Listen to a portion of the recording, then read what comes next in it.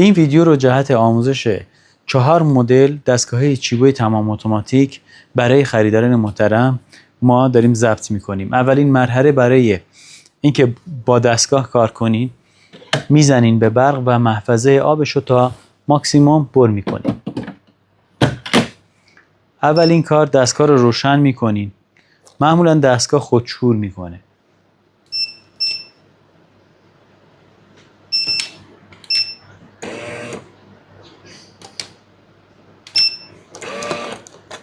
به این صورت الان داره دستگاه خودشور میکنه.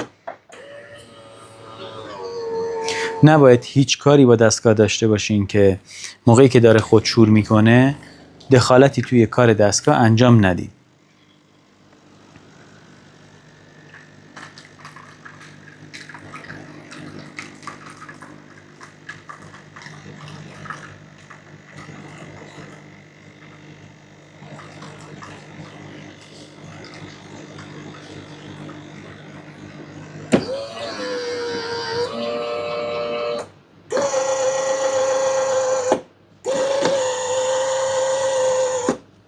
خودشور دستگاه تمام شد. منوش بالا میاد. تا منو بالا نیاد شما کاری انجام ندید.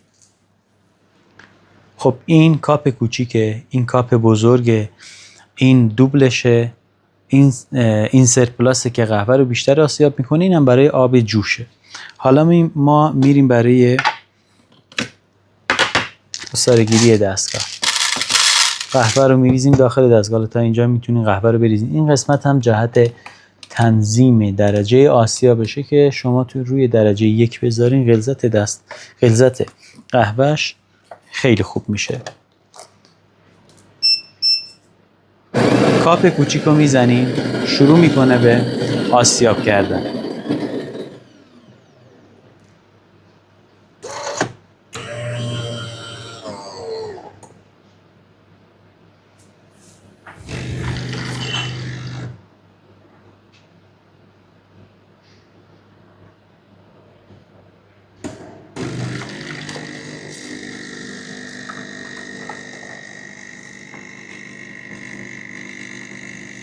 اندازه‌ای هم که میخواین اسپرسو رو تنظیم کنین روی این انگشتتون رو نگه میدارین تا اون اندازه که دلتون بخواد اسپرسو رو براتون بریزه توی کاپ.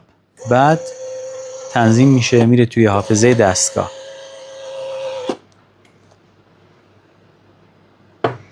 برای شستشو اینجا رو برمیدارین، قسمت مخزن و این قسمت، هر دو تا قسمت قابل شستشو هست.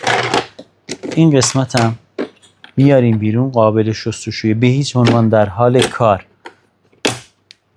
این در رو باز نکنین. موقعی که داره اسپرسو میده، موقعی که داره خودشور میکنه، این در رو باز نکنین، چون کلا دستگاه یه علامت تعجبی میاد روش که کار انجام نمیده، گیر میکنه پولتا فیلتر. این یه نکته خیلی مهمه. بعد دستگاه دیگه هم به این صورت، این چون فقط اسپرسو میده، ما فقط برای اسپرسو چیز میکنیم، توضیح میدیم. این اولا در حال خودشوره، من نمیذارم خودشور کنه، دستگاه همه خودشور میکنن. اینم به همین روشه، فقط یه نازل بخارش بیشتر شده که نازل بخارش رو من توضیح میدم.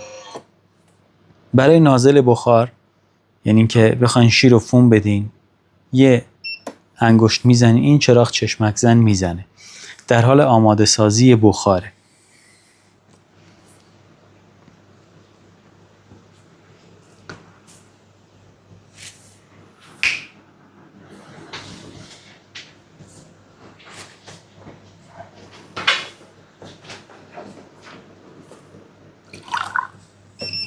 موقعی که بخارش آماده شد این ثابت میشه، مجدد میاین روی بخارش میزنین.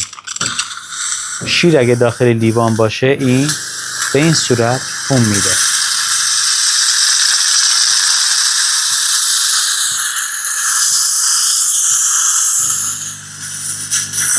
حالا این شیر نیست، آبه، به خاطر همین یکم آبو پرت کرد، قدرتش زیاده.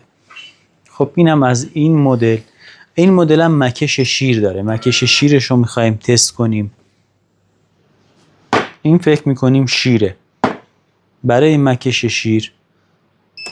شیر رو میزنیم اینو میذاریم توی بطری شیر و این لیوان هم داریم برای اینکه شیر و فوم بده بیاره داخل لیوان.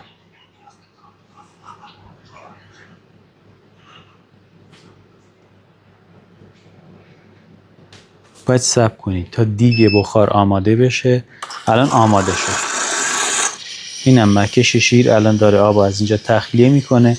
این قسمت هم ببین الان فومش بیشتر میشه، فوم کمتر، فوم بیشتر، تا اون اندازه که دلمون خواست ما چیز کنیم. اکثرا مشکلی که پیش میاد برای این دستگاه تمیزکاری این قسمته. این قسمت رو که باز میکنیم این خیلی مهمه. موقعی که شیر میزنیم باش این جدا میشه، یکم با فشار جدا میشه. این شیار و این سوراخ و این سوراخ رو باید کاملا تمیز کنیم، بشورین، بذارین سر جای خودش. موقعی که میذارین سر جای خودش میاد روی حالت اولیه، بعد میذارین سر جای خودش. و این قسمت هم قابل جدا شدنه، این هم قابل شستشو هست. اینم باید بشورین، یه دونه سوراخ داره، حتما قشنگ بشورین. اینجا رو مجدد بذارین سر جای خودش. اینم میذارین سر جای خودش. این دستگاه هم دقیقاً به همین شکل همین کار رو انجام میده، فقط 2 تا قسمت برای قهوه داره، برای 2 کاپه. دوبل هم داره برای 2 کاپ. 2 کاپ تفاوت زیادی با این دستگاه ها نداره، مخصوصا با این مدل که این پرو دو از لحاظ ظاهری تفاوت دارن. این نحوه کار با این دستگاه، نحوه اسپرسو زدن هم با این دستگاه تست کردیم. این دستگاه همشون به یه صورتن. و موقعی که میخواین آب محفظه رو خالی کنین برای جابجایی اینا، این دکمه پاور با دکمه کاپ بزرگ رو نگه می‌داریم، این علامت میاد. آب لوله ها رو کاملا خالی کرد، دستگاه خاموش شد. این الان برای جابجایی مثلا از یه منزل به منزل دیگه خیلی خوبه. بعد مجدد برای رسوب زدایی دکمه پاور و دکمه کاپ کوچیک رو میزنیم، علامت رسوب زدایی میاد اینجا. حالا من نمیزنم چون 10 دقیقه زمان میبره. علامت رسوب زدایی میشه این علامت رسوب زداییه که میاد این قسمت.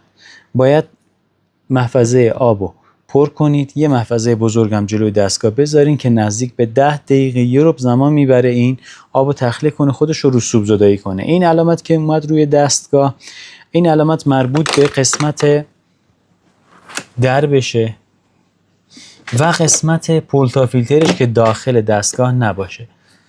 این علامت مربوط به سطل زبالشه.